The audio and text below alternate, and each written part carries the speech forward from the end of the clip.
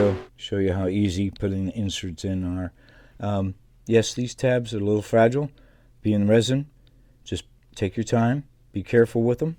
This is a 3/32 drill bit.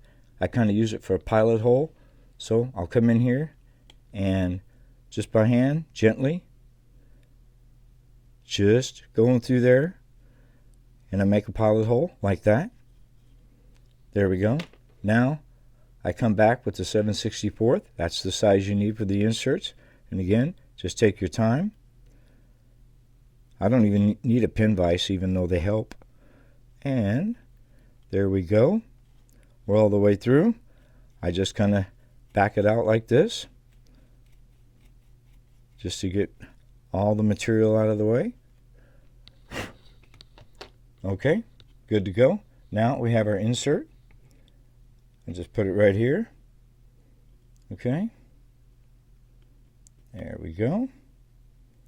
And it's probably stuck in my finger there. It is. There we go. Now it's just sitting right there. Then I just come behind with a good needle nose and press it in place. And there we have it.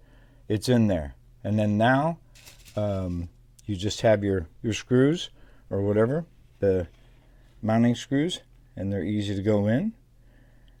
You can usually just start them by hand like this, just like that, not a problem, and tighten them up. There you go.